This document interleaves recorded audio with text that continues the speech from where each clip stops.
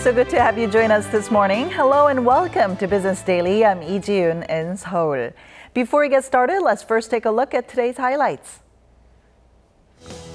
Seoul and Tokyo are tangled up in a fisheries import ban that Korea has imposed on marine products from Japan. Bilateral talks are set to kick off on Wednesday. We look at the surrounding issues. Korean automakers are making great strides in quality as they surpassed Japanese and European brands in a quality measurement survey. For the first time since its launch, the market capitalization of Korea's tech-heavy bourse, the Kosdaq, has surpassed the 200 trillion won mark. The secondary index was valued at nearly $182 billion on Tuesday, according to Korea Exchange. It hits the milestone 8 years after eclipsing 100 trillion won mark in 2007 on the back of a bounty of liquidity, thanks to key interest rates being at historic lows. Average daily trading this year is also at a record high at $3.2 billion, a 79% boost compared to last year. Currently, the Kosdaq tracks the prices of 1,077 listed companies, with bio and cosmetics firms showing strong potential. The Korea Chamber of Commerce and Industry has called on the government to make its utmost effort to normalize the economy, describing the state of it as being on a slippery slope. This message comes ahead of the government's scheduled announcement on economic policy for the second half of this year. The group urged the government to further block negative effects from the MERS outbreak and set up a contingency plan to hedge against future economic risks. It also asked for a boost in tax leniency measures, such as offering a delay in value-added tax payments and a suspension of audits on businesses hit by the coronavirus. So it's that time of the year again when we have to turn up the air conditioner to keep ourselves cool and dry. But the price we have to pay to do that is just as quite costly here in Korea, making people cringe at their electricity bills in the mail. However, starting next month, the Korean government is going to try to alleviate the burden of cooling down by offering limited power discounts. Here's our Eunice Kim with more.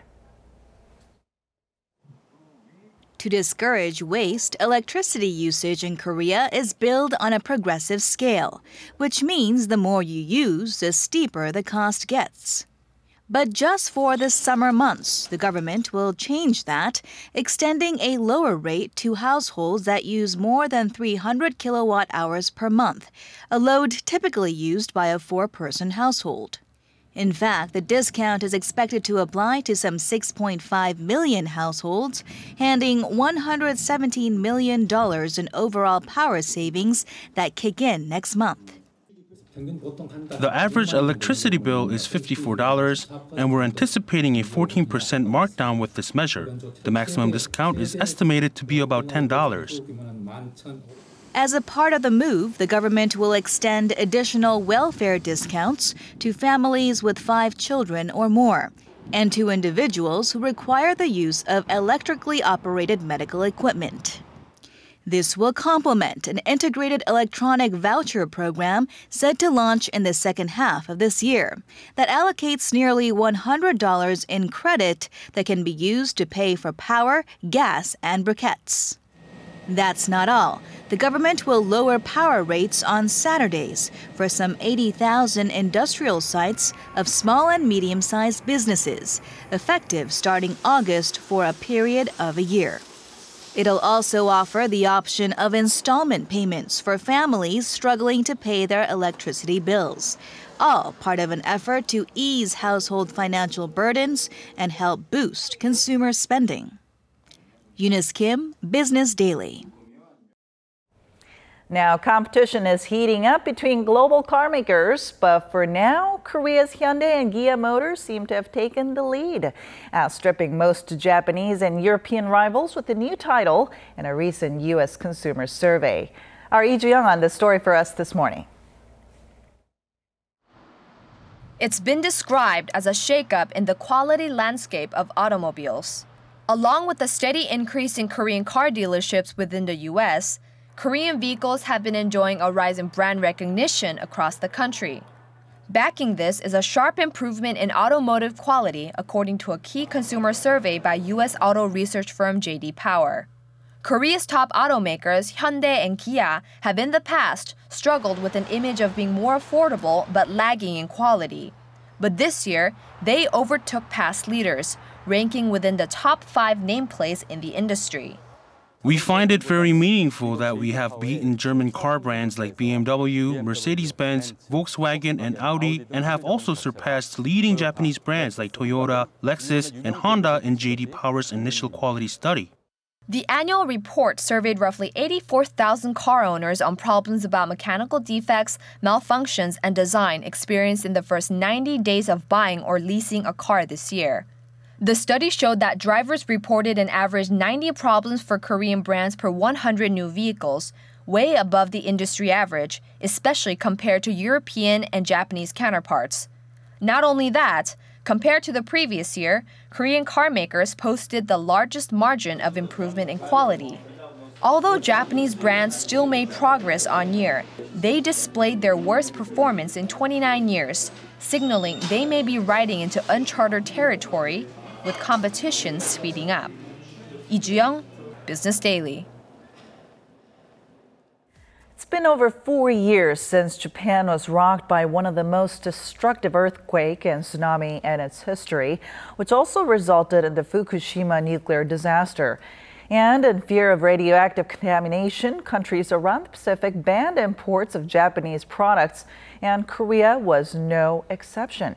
But Tokyo is claiming this horse ban, especially on its fisheries, is inappropriate. One of the reasons as to why bilateral meetings are set to kick off this Wednesday on this issue. And to tell us more about this, our Kwon So-ah joins us this morning. So good to have you here this morning. Good morning to you. All right, so tell us a little bit about this meeting. Sure. Now, this meeting is going to be held at the WTO headquarters, and this meeting comes amid Korea and Japan both trying to boost their relationship as they just celebrated their 50 years of diplomatic ties. But the meeting we're talking about here may not end on a friendly note, as the ban of fishery imports is a sensitive issue that not only affects both countries' economies, but also the general public. This restaurant, located in Seoul's biggest fisheries wholesale market, has now stood here for 30 years. Its owner, Lee Jun-moon, lived through tumultuous times, such as the Asian financial crisis in the 90s, last year's Seoul ferry accident, and the recent MERS outbreak. His next concern? Bilateral negotiations on Korea's import ban on Japanese seafood, as Tokyo seeks the removal of restrictions on its goods. Lee still remembers the difficult times at the market after the Fukushima nuclear disaster in 2011. Although years have passed now, consumers here don't have a good perception about Japanese fish. It seems like it's stuck in their minds. Once they hear something is from Japan, they just walk away. He says things have gotten better, though, as time passed, and as the Korean government expanded its import ban to all seafood from waters of 8 prefectures surrounding Fukushima in September 2013. While overall imports from Japan have shrunk by 16.4% between 2010, the year before the accident, and 2014, fisheries imports plummeted by more than 55%. But just last month, Japan filed a trade complaint with the World Trade Organization, claiming Korea's ban is inconsistent and in violation of trade rules. Tokyo also noted that other countries like the US, Australia, and Singapore have either lifted or eased regulations. Seoul has argued the restrictions are necessary for the sake of people's safety, but it agreed to meet Japan's representatives at the WTO headquarters in Geneva Wednesday to settle the issue. That, however, is expected to take longer than the scheduled 2-day meeting. If they don't reach an agreement at this time, the WTO will launch a panel. The settling process will then take more than a year and require technical discussions, especially on the degree of water contamination. Experts say key to solving the issue is strong data, which both countries may still not have. And this lack of consensus and information shared with the public is one of the reasons why consumers feel they still don't have enough grounds to determine whether they feel safe or not. I give my child a lot of fish. I would be more careful and only buy Korean fish, even if import bans are lifted. It's this lingering sentiment of concern that also keeps vendors and restaurant owners such as E at the market worried. In my opinion, the import ban should not be lifted. Certainly not. Even if the government puts an end to it, I wouldn't offer fish imported from Japan to my customers for the time being. He says a sweeping change in rules could bring about unsavory consequences to the fisheries industry that has struggled to regain balance. Well, it looks like could be a very tough road ahead if Japan and Korea don't come to a conclusion this week. Right, Yoon. And actually, government officials said this process could take up to 8 years. Wow. Yes, and actually that could also work in favor for Korea because, of course, import bans won't be lifted until then. Well, but then wouldn't that actually mean that fish around the Fukushima waters have high radiation levels, but then if it takes that long, then those levels could go down? Well, that is a good point, actually. And speaking of radiation, currently seafood with a level of up to 100 becquerel per kilogram is defined acceptable in Korea, which is down from 370 becquerel before the 2013 ban. So the longer the process takes, the greater the chance that Korea will have to lift its ban if data by then clearly shows seafood from the affected areas is safe to eat, that is.